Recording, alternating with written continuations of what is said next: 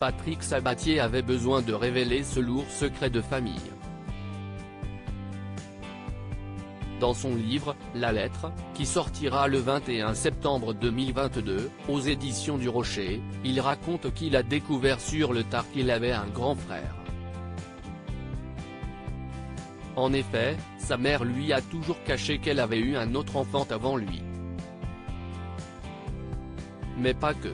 Ce serait presque banal. Cela arrive dans des tas de familles.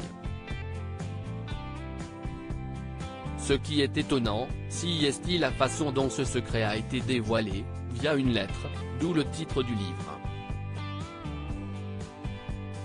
Une lettre bouleversante qu'une femme est venue me donner, a-t-il confié dans un premier temps, dans les colonnes de Télé Magazine, mardi 13 septembre 2022.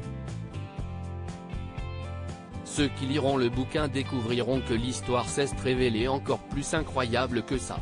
Mais motus. Je révèle un secret de famille à tiroir, a-t-il encore raconté, tout en gardant le mystère. Dans son livre, il a décidé de changer les prénoms et de romancer sa vie à travers celle de sa maman, qu'il a décidé d'appeler Emma. Il a expliqué comment elle avait eu la force de vivre sans son premier enfant. Emma, ma mère, était habituée au malheur.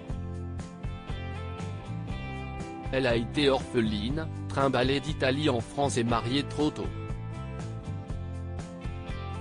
Lorsque son ex-mari se défoule sur elle, elle n'a aucun repère.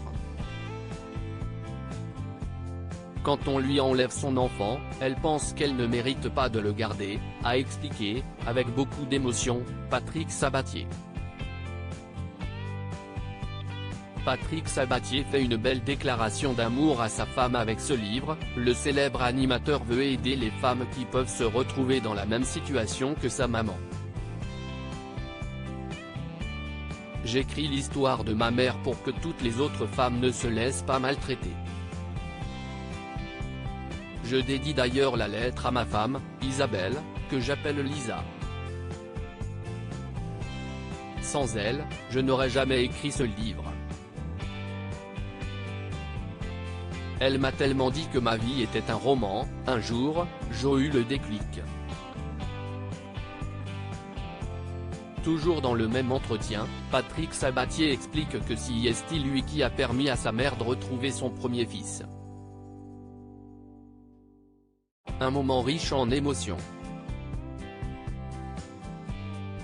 Quand je les fais se rencontrer, je suis autant bouleversé que. Je vois cet homme qui ouvre la porte et lui dit bonjour maman.